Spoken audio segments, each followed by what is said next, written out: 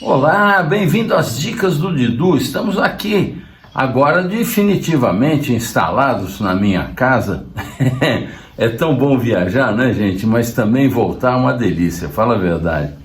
Bom, eu começo pedindo desculpas e avisando que eu estou com uma lista enorme de perguntas que ainda não vou responder, porque eu vou primeiro veicular aqui aquele post, aquele vídeo do dia 5 que eu cheguei a fazer, cheguei a editar, e depois em lugar de subir no YouTube, acabei jogando fora aquelas correrias de quem quer fazer tudo em cima da hora e, enfim, fica nervoso para cumprir tudo e no fim acaba fazendo bobagem.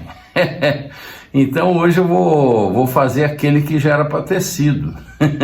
Mas eu vou, olha, estou até aqui, anotei, eu tenho uma série de perguntas que eu não esqueci, que vão para o ano que vem, porque agora eu entro em recesso e volto no dia 9 de janeiro, tá certo? Agora é época de ficar com os netos e curtir as festas de fim de ano, que eu adoro. Então, olha, perguntas sobre a casta síria, sobre o sabrage, sobre a mineralidade nos vinhos tintos, sobre o alfrocheiro, sobre a lista dos 100 best vineyards, sobre a morte das leveduras no leite harvest, sobre o moscatel de Setúbal, sobre reservado, tudo isso vai ficar mais para frente, tá certo? Peço desculpas a vocês, mas eu faço tudo sozinho, né? Já comentei com vocês. Eu planejo, eu escrevo, eu degusto, eu entrevisto, eu edito, eu posto, tudo sou eu. Então tem que ter paciência aqui. Bom, vamos em frente, gente. O lançamento do meu livro foi um sucesso, foi maravilhoso, lá com meu amigo Juscelino Pereira, lá no Piselli Sud, que é a unidade do Piselli que tem no Shopping Iguatemi, São Paulo. Muita gente perguntou, mas é em São Paulo? Era em São Paulo, Shopping Iguatemi, São Paulo. Ó, o livro está aqui. Uma beleza, um belíssimo catatal, com várias histórias bacanas. Olha aqui que legal, vocês vão gostar bastante. Muita história bacana, muita curiosidade. Olha, eu vou falar uma coisa para vocês. Depois que o livro foi a minha nora, Clara, Maria Clara Voegeli Rus, que fez essa arte toda e a editoração toda. Depois que estava tudo pronto e foi para a gráfica, eu lembrei que ficou faltando um arquivo de outras 260 páginas, gente. Você acredita? Um monte de história legal ficou de fora. Eu não sei como é que eu vou fazer. Bom, o ano que vem a versão digital vai ser divulgada, não sei, acho que em janeiro, mas ainda existem alguns exemplares impressos. Quem tiver interesse, eu vou colocar o link aí, tá lá na revista Adega, no site da revista Adega, que eles têm um e-commerce lá, e então meus livros estão lá, tá certo? Para quem quiser. Bom, eu vou começar com a dica do vinho na World Wine, vamos ver qual é? Olá, olha, eu queria indicar para vocês hoje lá na World Wine, esse vinho Sabina. Vocês já ouviram falar do Sabina? Provavelmente você ouviu falar do Sabina Syrah, premiadíssimo, um dos vinhos mais premiados do Brasil. Até no Decanter World Wine Award ganhou prêmio, na revista Adega seguidamente. Ele é produzido, esse aqui é o Sauvignon Blanc que eu estou indicando para vocês, que é uma delícia, viu? Com toques de arruda, de aspargo.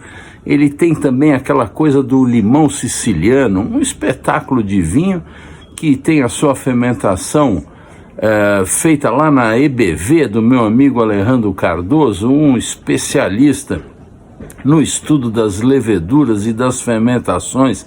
Esse vinho não passa por uma madeira muito delicada de fudre, 80%. Os outros 20% ele fica em aço inox. Um vinho fresquíssimo, delicioso e ele é produzido pelo Jorgito Donadelli, um cara sensacional que eu tive o prazer de conhecer pessoalmente. E lá na World Wine, que vende os vinhos dele, eu sugiro que você experimente a linha toda. Eles têm até espumantes, vinhos sensacionais, todos produzidos lá em Minas Gerais, lá na Serra da Canastra. Para você ter uma ideia, o Jorgito pega contrata um caminhão refrigerado que viaja a noite inteira lá de Sacramento, em Minas Gerais, na Serra da Canastra, e vem com as uvas até Caxias do Sul, onde fica a vinícola do meu amigo Alejandro Cardoso, a EBV, que produz uma infinidade de vinhos. O cara é um craque, acho que hoje o cara mais premiado no Brasil é o Alejandro. Ele é uruguaio, tem um conhecimento incrível de vinificação, é um craque. E eu gosto demais do trabalho que ele faz e do trabalho que o Jorgito faz. O Jorgito, inclusive, agora está encantado com o mundo orgânico e biodinâmico. Está lá fazendo uns testes com vinhedos, depois que ele conheceu o café de cultivo biodinâmico. E a gente vai ter certamente gratas surpresas aí pela frente. Olha, experimente os vinhos Sabina, esse Sauvignon Blanc em especial, que fica muito bom com peixes, com coisas frias, com as comidas asiáticas, com a comida japonesa.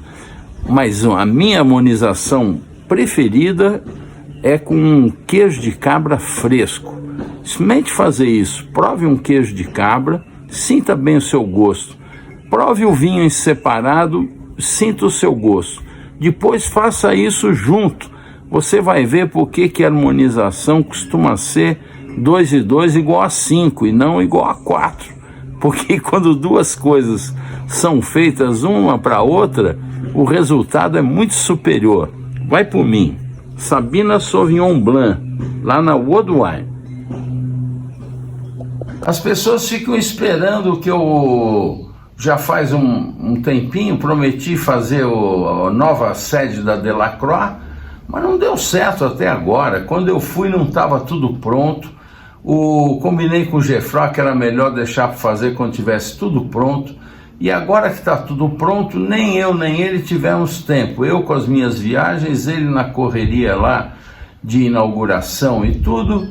Enfim, espero fazer imagens para poder mostrar para vocês no próximo Dicas do Didu. Bom, a Laís me pergunta, Didu, me fala do Casileiro del Diablo, é um bom vinho?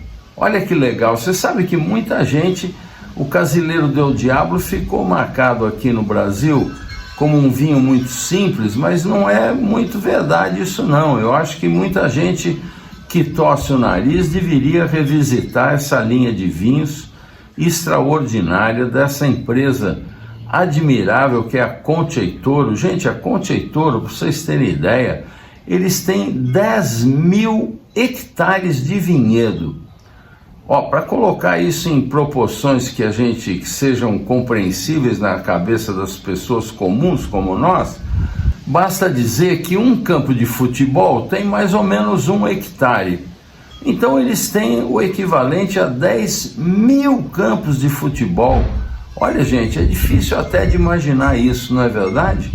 Bom, e para vocês terem uma ideia, a Conte e Toro produz por ano mais do que todo o vinho fino que o Brasil consome durante um ano inteiro, que são 300 e poucos milhões de garrafas. Eles produzem 366 milhões de garrafas de vinho por ano, gente. Ou seja, é uma empresa fenomenal.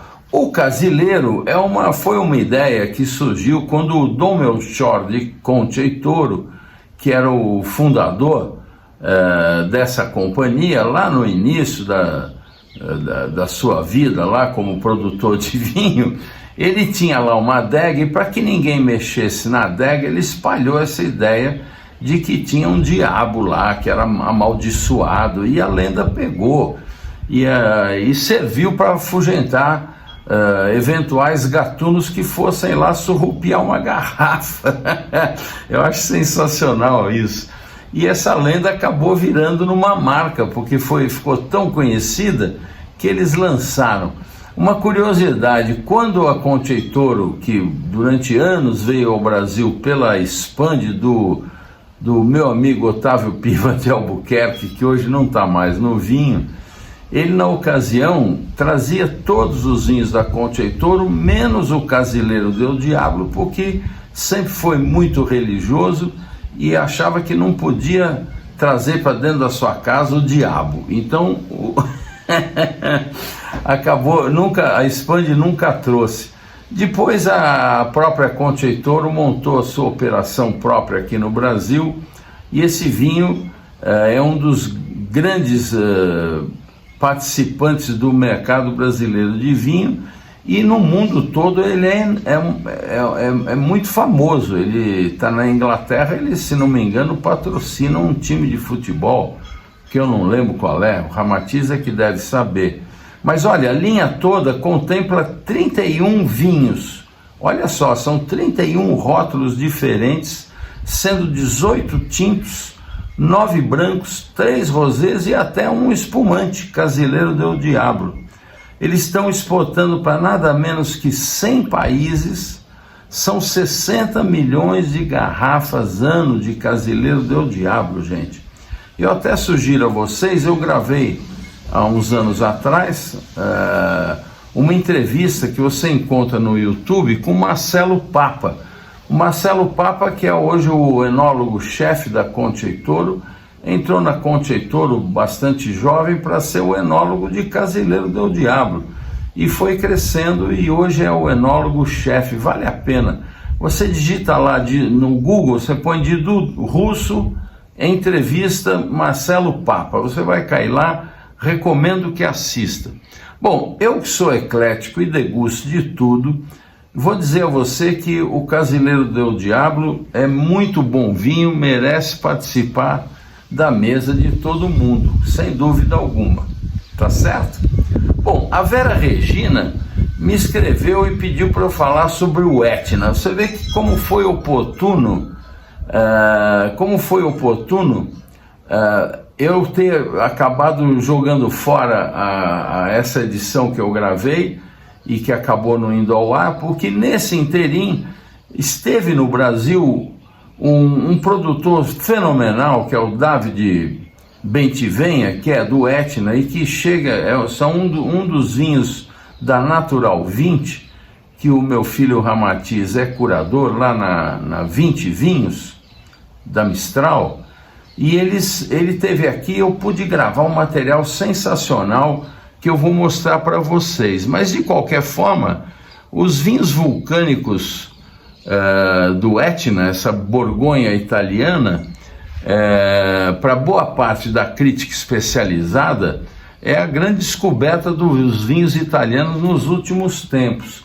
É importante lembrar, pouca gente sabe, que no passado, um passado bastante distante, no tempo do Império Romano, os vinhos do Etna estavam entre os vinhos prediletos lá dos bacanas da época, e foi famoso por muito tempo.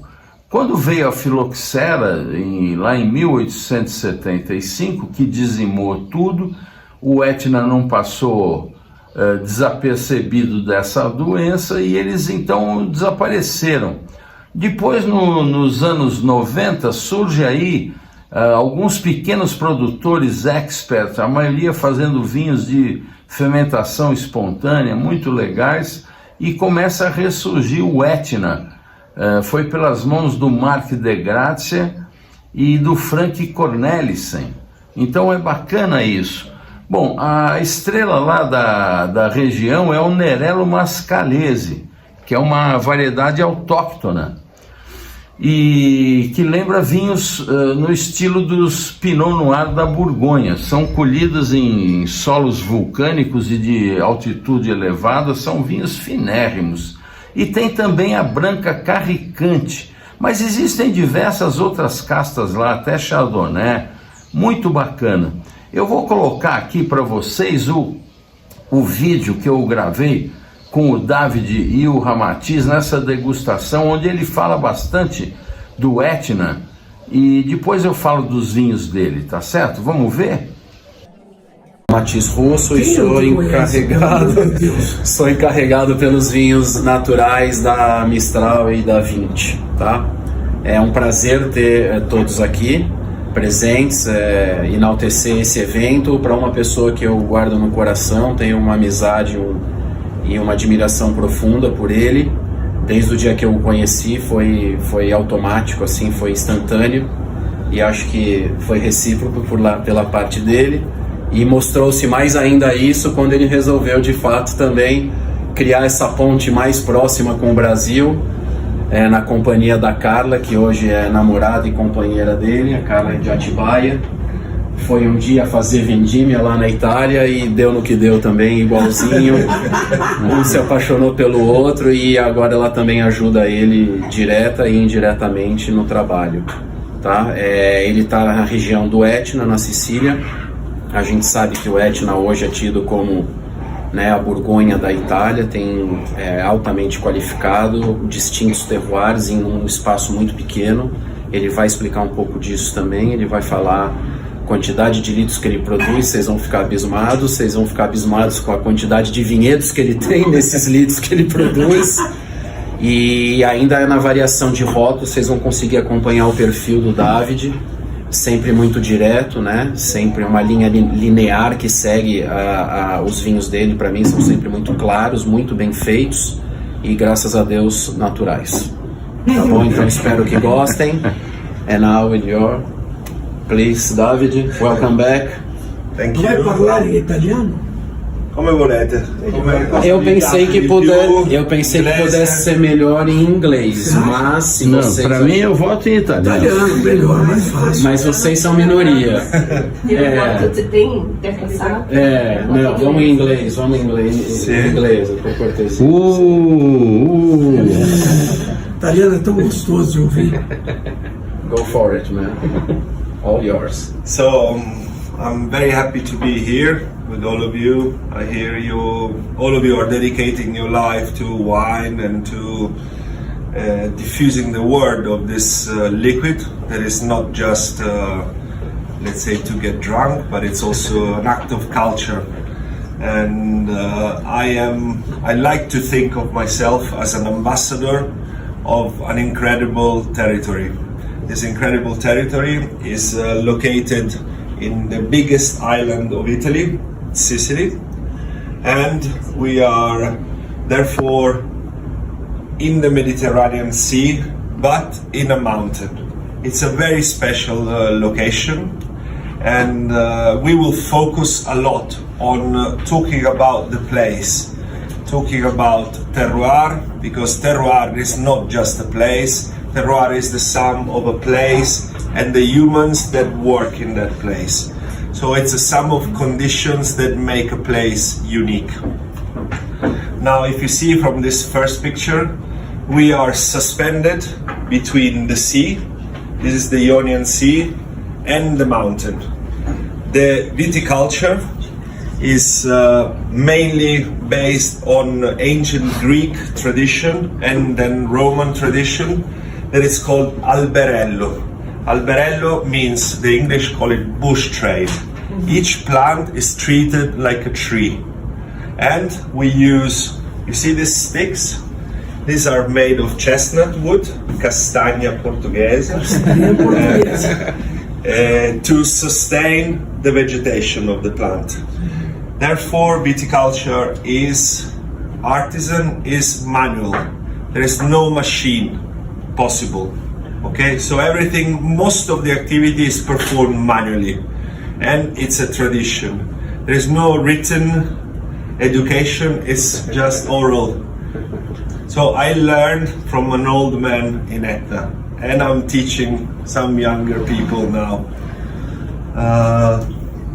So, coming to us, we have 8 hectares of vineyards in different contradas. We will go through the map in the next slide. But the places that maybe you've heard about Etna are Passo Bisciaro, Randazzo, Castiglione di Sicilia. These are really like wine cities, wine villages. Okay, we make around 20,000 bottles per year, out of which 90% is our production and 10% we work with some local producer to establish a relationship, because Sicilians are very special and they don't trust people a lot. So in the future, to think you get another vineyard, you start with a collaboration, and then slowly you build trust over the years. Oops, pardon, scusate. Così.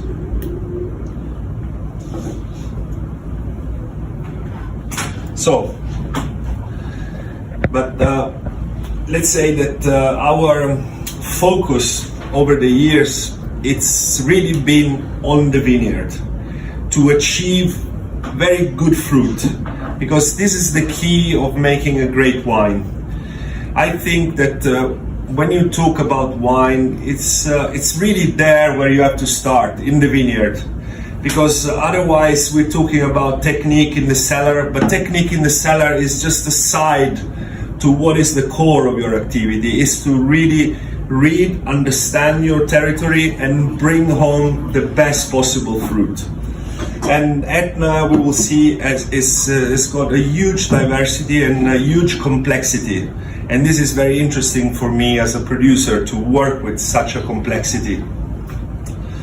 So we have different portion of land. Let's on the right. This is the DOC Etna, l'Etna Dock. L'Etna Dock comincia a 400 metri circa, 400 meters altitude, up to around 1,000 meters. Okay? So the macro areas are Sud-West, Sud-Est, Est, Nord-Est, and Nord. Okay? We are focused on East to North. This is the map of our company. Okay? So over the years, instead of buying a car or a house, when I had some money, I would buy a piece of land. You see? All of these are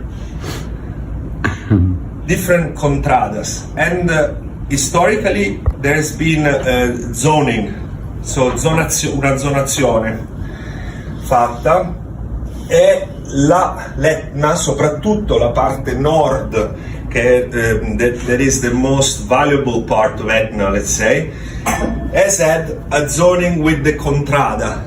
Okay, contrada, the French would call it cru. Okay, locally you never talk about Etna Rosso. No, you say vino di Montedolce, vino di Santo Spirito, il vino di Crasà, and locally they had a value and they had a different meaning in terms of taste and profile. Okay, so let's say that as a general. How many contradas you have? In total, I would say around 100 contradas in total, and we work around 15 of those. 15.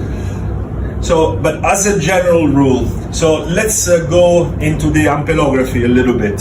So this is the peak of Mount Etna, 3,500 meters. Okay. Remember we said 400 to 1,000 meters for the AOC. This part is the oldest part of Etna. So it's like chalk, like powder. This part here is the most active. So you have new lava. Okay. This part is relatively old. Okay. So most of the activity of Etna is coming this way today. Think that Etna is coming from the sea. So eruption, eruption, eruption, eruption up until you build a mountain. Okay?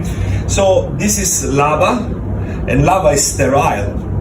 But with the lichens and start slowly to erode the stone and create earth. Earth over earth, then create a territory for growing the grapes. Okay? So we have lava environment, the sun of Sicily, Africa, the cold of the mountain in the night. So when we're working in the vineyard, at 4 p.m. you have to cover yourself, otherwise you get a flu, okay? So big temperature escarsion when we talk wine, okay? 16 degrees on average. This is very important. Another very important thing is that the stone reflect the light. So you have not only the light from above, but you have also the diffused light. This helps the ripeness of the grape. And you have the sea influence and the phenomenon, the mountain winds that go around this place. So it's a very, let's say, ideal place for wine production. And that is why when the Greek arrived, they were crazy. They said, wow, this place is incredible. Then the Romans improved what the Greek had started, and so on. But the story of wine on Etna is much older than that. We have some Paleolithic cellars. They are in the stone, they make a hole, they put grapes, and then after 3-4 months they drink. You know, so they were starting 5,000 years ago.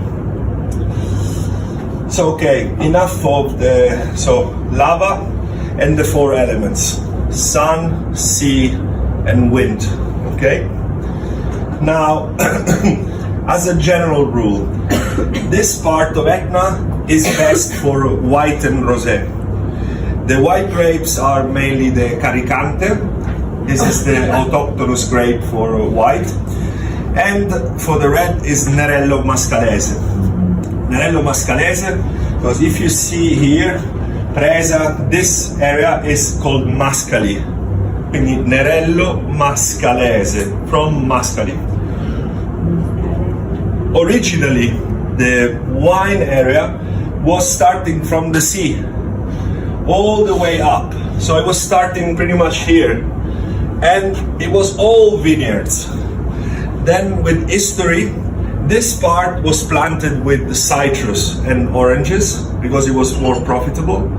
And luckily this part was not changed because it's too cold for orange and lemons. So today the vineyards are more concentrated in this area. Okay?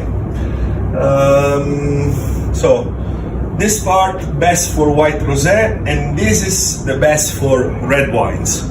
Okay, our company has a tourism activity here, agriturismo. So this is where me and Carla welcome the guest, organize wine tasting. We have a cultural season as well. We will see this later. And our cellar is here in the north of Etna. Okay.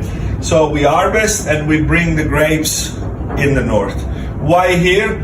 Because I think this is the ideal weather conditions for winemaking. The right cold, the right humidity, and the right logistics also for us, because our majority of production is here. But it's colder or hotter? Colder. It's colder. And but it's especially drier also. This part here, why is this part is better for white? Because it's more humid and not so sunny, and it has the sea influence. Okay, but sea influence can also mean fog, and the fog is not very good when you're making wine. At least for me, we have very special conceptions. We don't touch the wine when it's raining or when it's windy. We don't enter the cellar. So we have our own, let's say, vision of things. Let's go. Any more questions regarding this? Where is Siracusa and Taormina, just for me to Okay. get that? We would need a map of Sicily, but Siracusa is down here. This is Okay. Catania, and south of Okay. Catania is Siracusa, and Messina is here, and Taormina is here. Okay. So from our tourism activity, we see the Bay of Taormina, okay, and we have Etna on the back. We also produce fruits. We will see what we do with fruits as well. So we talked about the Caricante grapes, and we talked about the north of Etna, where we produce the red wines. How old is this plant? Oh, this is a good question. Yes, we let's say that our oldest vineyard, its first official document is 1918, and we have some vines that are pre-phylloxera. In another practice that is often used on Etna is reproduction by marcotage, the French call it. So you take a branch, you put it down, and you create a double. So you keep the DNA of your, let's say, vineyard, but also you are doing it franco di piede. Franco di piede is the way to have a direct link with the earth, because modern viticulture today is made of two plants. You have the American rootstock and the European vine, and these are two plants that talk to each other, but this is like a filter. When you have a free of food, it's like this. So, but this is the problem with phylloxera. I don't know if you're familiar with this arachnis that nearly destroyed viticulture in end of 19th century. So they discovered that the American vine was resistant to phylloxera, and that is why modern viticulture is made of two plants. But since Etna is cold and sandy, phylloxera didn't reach there very much. So this is really our core activity. This is a very good example of the restoration we did. In this case, this is a selection massal. So we go select the old vines and reproduce them to keep alive the DNA of our history, of our tradition. All of this is made with terraces, you see? This is lava stone terraces. They say that originally it was made by war prisoners, because this is a really tough job. I've done it, and I can tell you. Because lava is like and heavy and hot. And you see, another thing very important is biodiversity. This is today, I think, a key element that all of us involved in agriculture should really take into consideration. Is what is our impact to the environment, and what are we doing for it? And also, this system is more intelligent.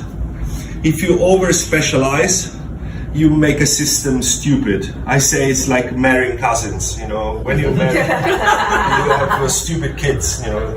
While a system like this is more able to fight against diseases and to, you know, to transmit information and to create a beautiful diversity, and this is extremely important, and this is one of the key elements of What means lingua glossa? literally it's this is a tongue, lingua di lava. Okay. Here we are in the northeast of Etna, and if you see where you have lava, you have a wall, because you cannot cultivate. Okay. And slowly, like this, you create, you know, places where to grow the vines. Glossa is lava. Huh? Yes, Glossa is lava. close to. Sì.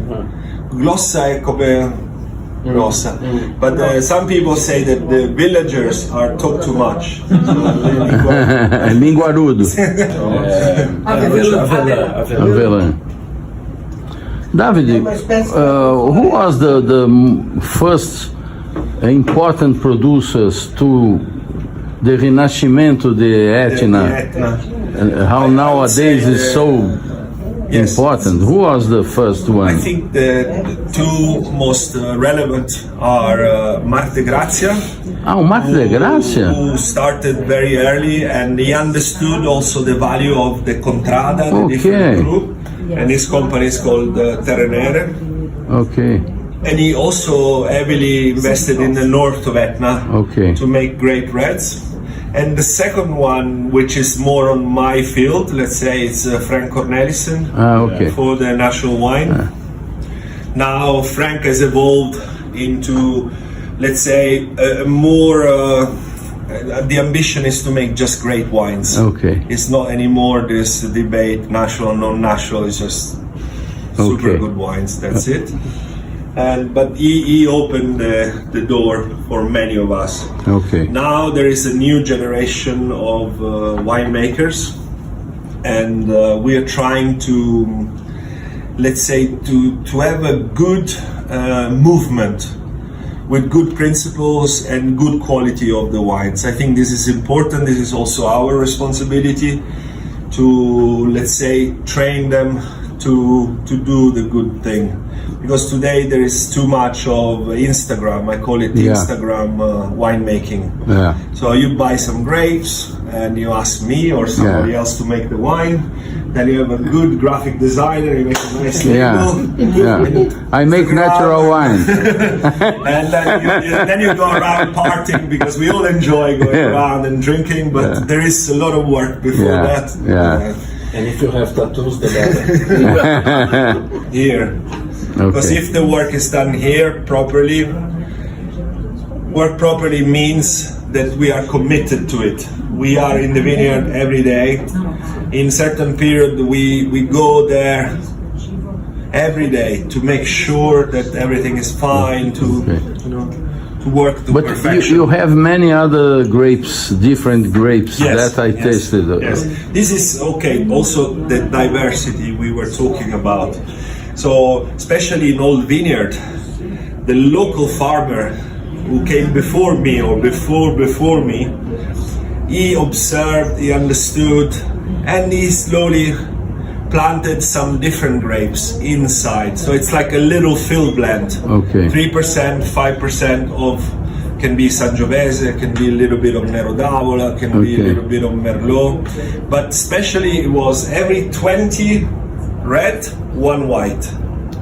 Okay. Because very seldom Nerello Mascalese alone is chemically perfect. So with the introduction of a little bit of white grapes, you were fixing the imperfections of the pH, of the acidity of the wine. This took me years to understand why. Yeah. Why do you do this? And I came to this conclusion. And it's not just Etna. In Tuscany, for example, the Trebbiano was co-planted with the Sangiovese, Yeah. and they were fermenting it together. So. Yeah.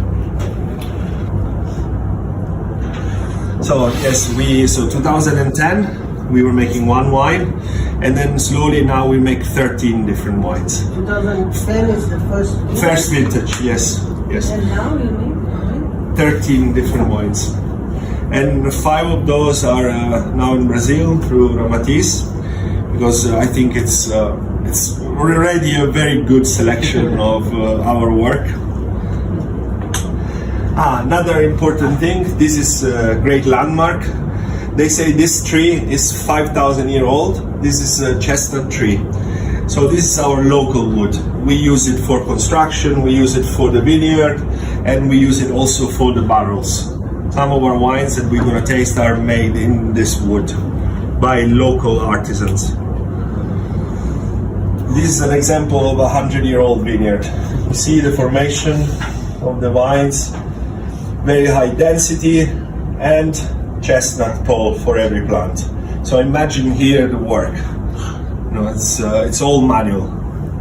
So it requires a lot of humans to work it. The wines are a bit more expensive because this type of cultivation is to make more concentration, to have more concentrated, more long aging wines, important reds with long maceration. While if you want to do maybe lighter whites or lighter rosé, which are fashionable these days, maybe you give a bit more space to the plant and allow her to produce a bit more grapes. Oh, so when you're good, I think you make 5,000 kilos per hectare, 5,000, 6,000 kilos per hectare, and on average you make around 4,000 bottles, 5,000 bottles. This is when you're good.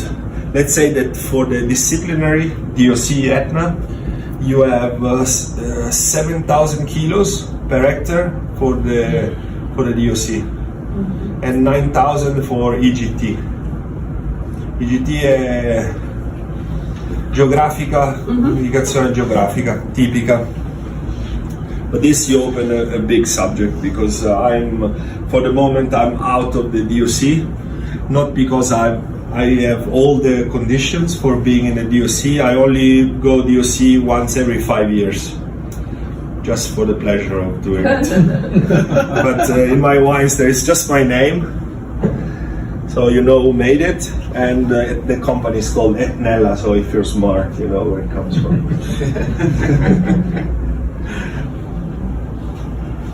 Okay. David, this is a rock from this is stones. This is all lava stones, yes. Okay. And this is one of our great trade, is to build walls with no cement, just dry stone walls. Have to make a class to the young people, no? Yeah. This is the problem now, that we are losing the old artisans. Yeah. People want to have nice vineyard where they jump on a tractor, do everything in artificial intelligence. Okay, so after all the work you've seen in the cellar, in the vineyards, come the cellar. So in the cellar we are very simple, very artisan cellar, and we try and use. We don't use any yeast. So we ferment our grapes with indigenous yeast, the one that is in the skin of our grapes, but also that lays on the walls of my cellar. Amen. I don't have to ask today. We, let's say that we also use pied de couve.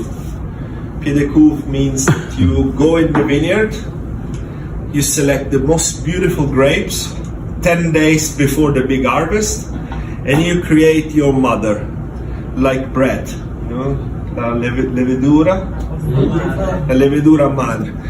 So we do this especially at the beginning, when we have to warm up the cellar. When the cellar is warm, everything you bring in starts fermenting. But again, it's a more risky activity. When you're fermenting without yeast, it's more risky. But we are there to assist the process, and we make sure especially that the grapes have enough azotus. This is one of the key elements. And azotus come again from the land. Okay?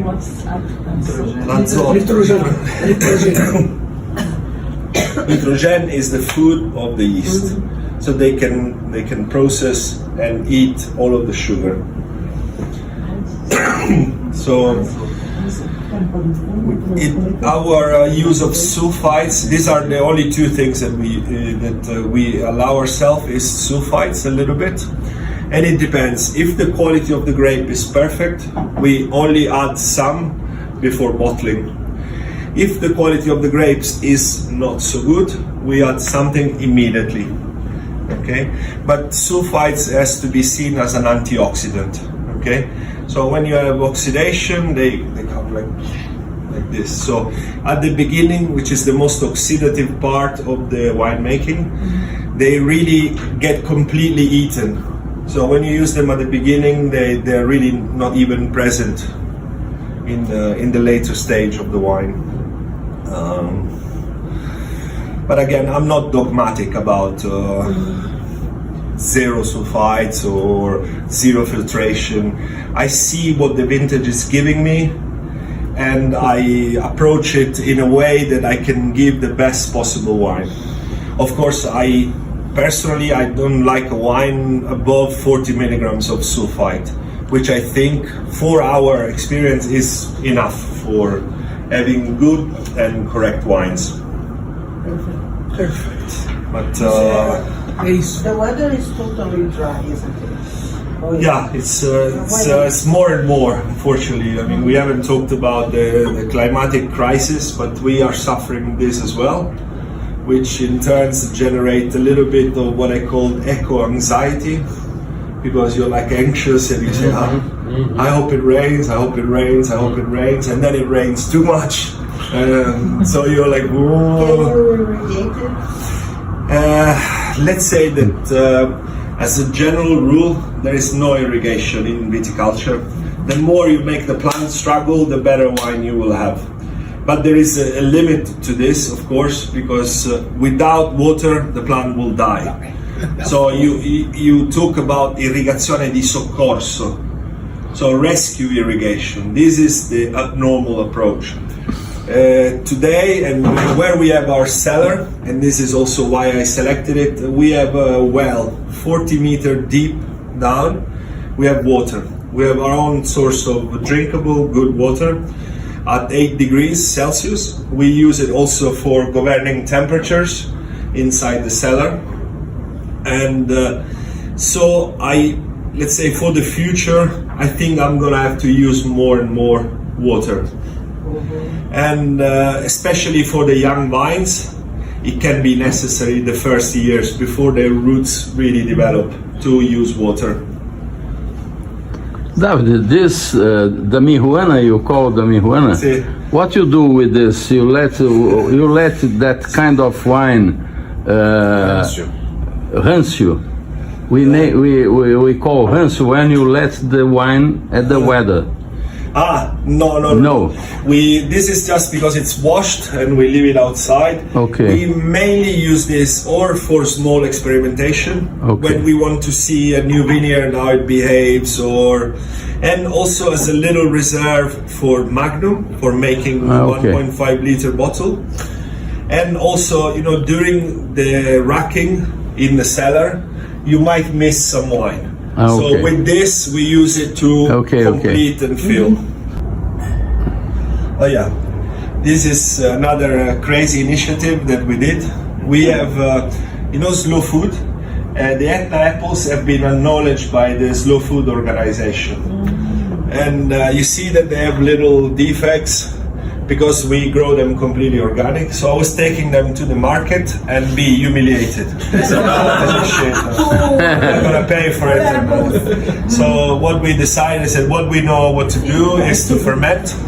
And so we made a line called Nella Land, where we are co-fermenting apples and grapes. It's like a light wine, 6-7 alcohol, sparkling. And it's working in some countries like Japan or Chile. It's a good alternative to a beer. Yeah, fantastic. It's good for breakfast. It's a tendency now. Low alcohol. Yes. Café da manhã. Fantastic. Sì, esatto, caffè da manhã. Also the labels are quite fun. Very nice. Very nice.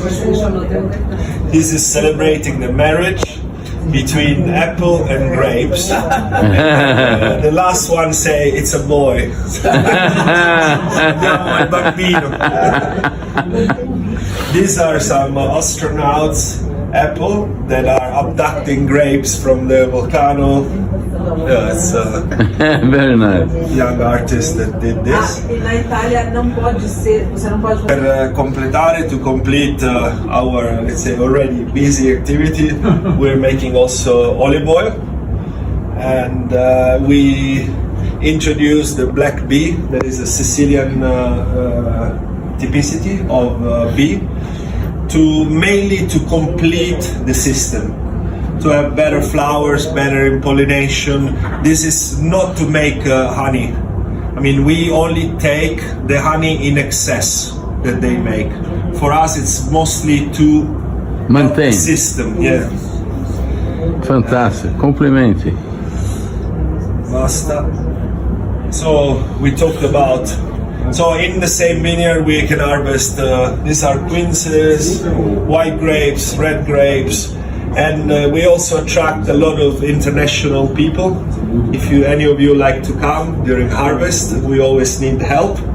we offer accommodation, great food, great wine. Next year. 25. Agora. 25. Eu vou mesmo. And this is one of our typical moments of socialization, where we share food, we have a vegetable garden, olive oil, and of course wine. Podemos voltar, né? Não fale duas vezes. Mas tem que trabalhar, viu? L'agriturismo Notte Stellate, that's where me and Ramatis met the first time, Yeah. many years ago. He told me. In this same table, in fact. Same table. Yes. In this same table. It's Ramatiz there. No, it looks like, no? Could be. But it's not. I don't think so. No? It's more recent, this photo. This is more recent. Yeah, this is Tô em dúvida agora. Aqui atrás. 23. Because I remember a Magnum also, in our table. This is a Magnum, no? Yeah. Yes. Cool. O que eu acho extremamente relevante e marcante é o que eu sempre tento dizer quando me perguntam o que é vinho natural. E não é uma resposta tão simples de dar. Muita gente acha que vinho natural é uva orgânica, é pouca manipulação ou nenhuma, não usa sulfuroso e a fermentação é espontânea com levedura selvagem. Claro, se você for sintetizar ao máximo, isso é vinho natural. Mas vocês podem ver que ele faz muito mais do que isso. Então tem uma proteção do ambiente e da fauna local. Existe um trabalho com um pequeno agricultor local. Existe manutenção desse pequeno agricultor local. Ele resgata a técnica ancestral de vinificação. Ele protege o meio ambiente. Ele devolve para a natureza o que a natureza dá para ele. Então é um trabalho muito maior, né? A gente sempre tem que tentar abrir a nossa lente para parar de ver as coisas assim e passar a ver as coisas assim, né? Isso é o mais importante no vinho natural. Não é simplesmente, eu não uso levedura, então eu sou natural. Eu não uso sulfuroso, então eu sou natural. Não. Fazer vinho natural é um estilo de vida, é um ato político. É como todo mundo fala, eu como comida orgânica, é um ato político, né? É muito mais do que simplesmente ir na feira e comprar um produto e não saber quem é o nome da pessoa que produziu aquele tomate que você comprou. Mas eu compro orgânico. Tá, e quem é o nome do cara que faz o teu tomate? Da onde ele vem? Quantos quilômetros ele rodou até chegar na tua mesa? Ele é preocupado com isso. Existe essa manutenção local. Isso pra gente é o mais importante. Isso pra mim é fazer vinho natural. Let's say that for me, the vision I have is that it's more anthropologic. I think I like to define myself an artisan. Artisan wines are wines that are really tailored. I like to say like shopping at Zara or shopping Alfaiate. This is really In your neighborhood. yes. Of course. This is for me the most important thing. And then the protocol, zero sulfides, the zero yeast. Nowadays, any good enologist can make you a totally natural wine that will pass any control in any test. And I think the truth that we have to search it somewhere different, no? That there is the political part, of course, is what kind of project am I sponsoring? Because when I'm drinking, I'm sponsoring something. You know, what kind of vision I have in agriculture, and the second thing is I call it the emotion, the tension in the wine, and this I cannot define. Some wine have this, some others don't. Some wines have perfection, absolute, let's say, and professor here can teach us that they have no flaws. They are 100 points wines, but boring. Yes. Yes. Perfection is like coming close to God, but at the same time, perfection can be boring. Yes. Sometimes when you leave a little bit more room to, let's say, to nature, more freedom, then you'll be shocked of the result that you can have. So you're always fighting against two forces, no? And wine is compensative. Wine is such a magic element that he finds compensation, and is much more complex than our brain is, for sure. So give it more chance to nature, and she will reward you. Beleza. Não é demais, gente? Uma aula, né? E eu gosto muito dessa paixão que o meu filho tem por esses vinhos sinceros, como eu chamo. Bom, então eu separei para você, Vera, uma série de vinhos do Etna que você encontra aí no mercado. Vamos dar uma olhada? Olha, o Etna Rosso San Lorenzo, por exemplo, esse material, precisa ver se os preços estão atualizados, porque eu tinha levantado isso em novembro, né? Convém conferir, mas de qualquer forma não são vinhos baratos e são vinhos extraordinários. Vera, eu espero te ajudar com isso. Então o Etna Rosso San Lorenzo do Tenuta delle Terre Nere, que custa R$ 685,98. Tem também o Gaia, o Ida Etna Rosso. O Gaia foi para lá e faz em parceria com o Alberto Grassi, que é um produtor renomado de lá. Os dois fazem a 4 mãos, duas maravilhas, o Gaia Rosso e o Gaia Branco, que são duas maravilhas. O Etna Rosso do Gaia Ida custa R$ 904. Você tem o Ghiaia Nera Etna Rosso do Tasca d'Almerita. Tasca d'Almerita é um ícone, é um grandíssimo produtor, e você tem esse vinho a R$ 378,29, uma belíssima compra. O Etna Rosso também do Tenuta delle Terre Nere, o 2020, estava a R$ 401,25. A 20 tem essa linha toda do David que a gente degustou e que eu descrevo aqui para vocês. O Caos Bianco, nossa, Caos Bianco está entre os melhores que eu tomei da Sicília, certamente. Um espetáculo de vinho, Carricante 40%, Catarrato 30%, Catarrato que agora mudou de nome, né? A Catarrato chama... Como é que é o nome agora da Catarrato? Já eu lembro e falo para vocês. Eles mudaram o nome porque parece que Catarrato não era bom para vender, ninguém gostava do nome. E eles criaram um outro nome, daqui a pouco eu lembro. A Malvasia Bianca 10% e outras autóctonas com 20%. Custa R$ 803 lá na 20. O Atia Bianco, um espetáculo, R$ 573, com Chasselas híbrida 30%, Trebbiano 25%, Carricante 20%, Moscato 10% e Grecânico 5%. Muito bacana esse vinho também.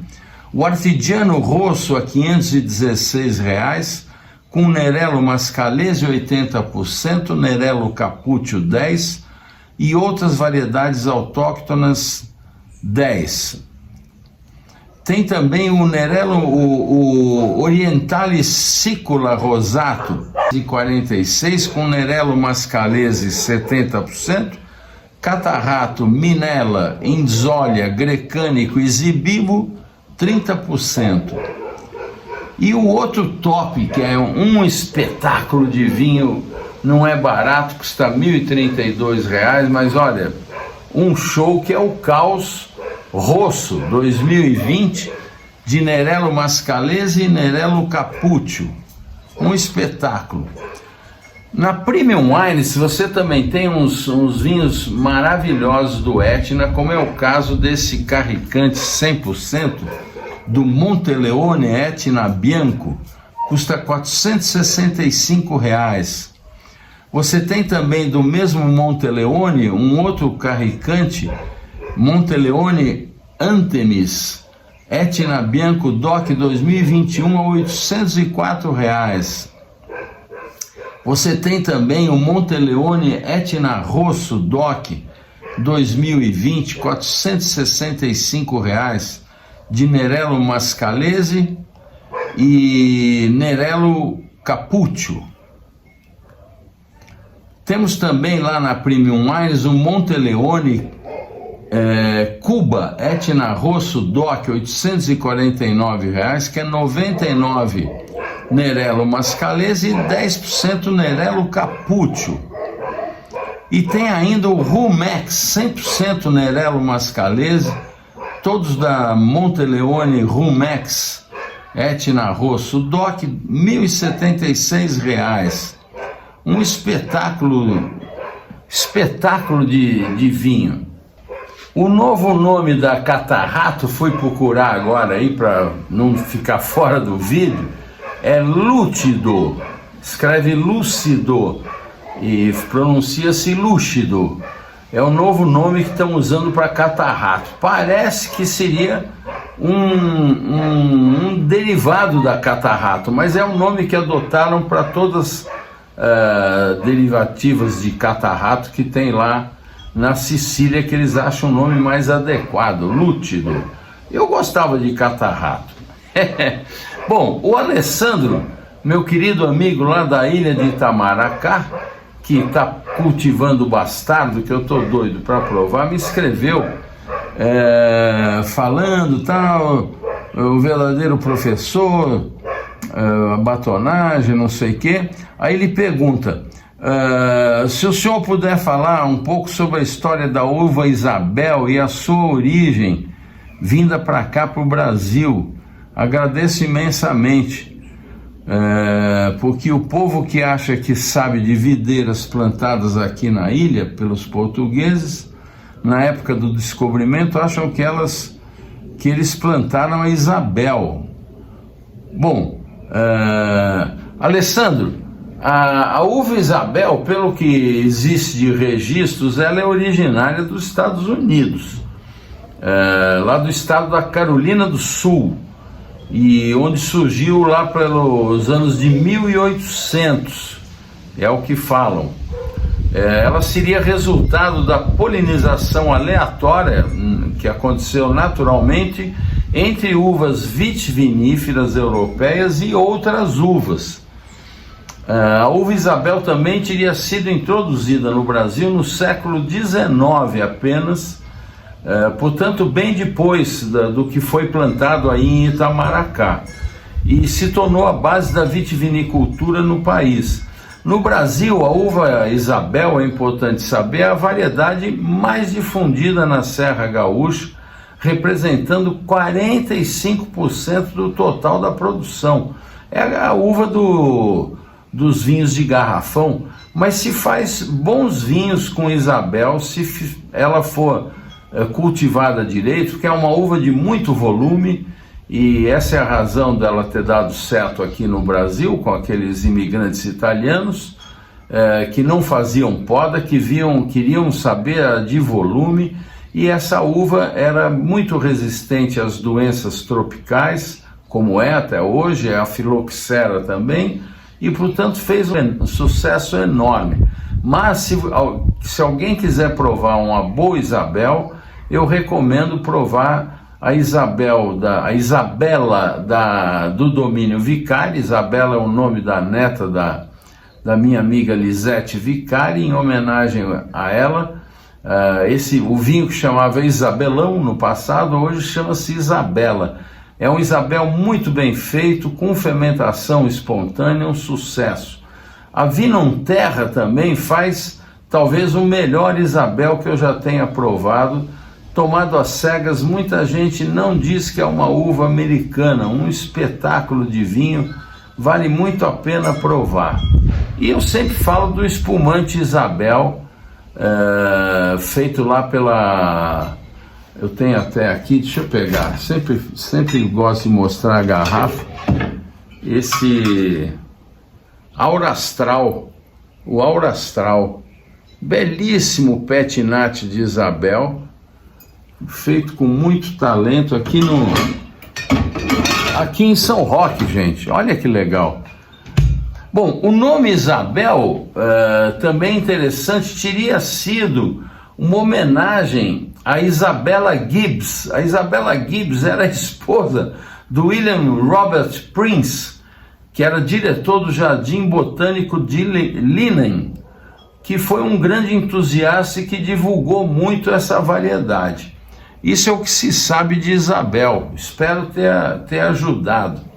Olha, o Paulo também me escreve, o Paulo é um amigo antigo, comprou meu curso, é um estudioso, ele gosta demais de vinhos, é uma pessoa esclarecida, já percebeu que o mundo do vinho é muito vasto, e ele me escreveu um texto bonito, grande, e ele então fala que algum tempo atrás ele descobriu a varietal da uva Ancelotta italiana, e pede para eu falar um pouquinho dela e sugerir alguns vinhos. Bom, Paulo, a Ancelotta tem uma história muito bacana. A Ancelotta é originária da Emília-Romanha, lá no século XIV, imagina, gente, não tinham descoberto a América ainda e já existia Ancelotta. O nome remete à família Lancelotti. Eu tive um grande amigo, Silvio Lancelotti, uma grande figura que deixou saudades. Um homem muito culto, estudamos juntos no Colégio Rio Branco, fomos do time de basquete, e ele depois se tornou um expert em gastronomia, uma grande figura, o Silvio. O termo bretão Lancelotti, que significa cavaleiro. Bom, ela é intensa, né, com taninos bem presentes e boa acidez, e na Itália é difícil encontrar um varietal de Ancelotta. Eu não achei, para vocês terem ideia. Essa uva é muito usada em assemblagem, como se diz, que é a mistura de vinhos diferentes para fazer um outro vinho, né? Que aqui no Brasil usam mais o termo corte. E no Brasil, ela é encontrada também no Brasil e também na Suíça. Olha que interessante. Também não achei nenhum vinho suíço de Ancelotta, mas as pesquisas dão conta de que existe lá. Ela costuma ter aromas um pouco rústicos, né, que eu gosto muito, couro, aquele couro velho, o tabaco, e são ideais para pratos robustos, né, com um belo ossobuco, por exemplo. Bom, uma varietal um pouco difícil, e lá na Itália, como eu falei, ela participa dos assemblagens. Eu fiz uma lista aqui, Paulo, de alguns Ancelotta que estão no mercado. A maioria eu já provei, são muito bons, e eu relaciono aqui para você. Não sei se você já conhece todos, mas anote aí. O Peculiare Gran Reserva Ancelotta, que você encontra na Vinhos e Vinhos por R$ 149. Quando eu fiz esse material, ele estava em promoção, não sei se ainda está.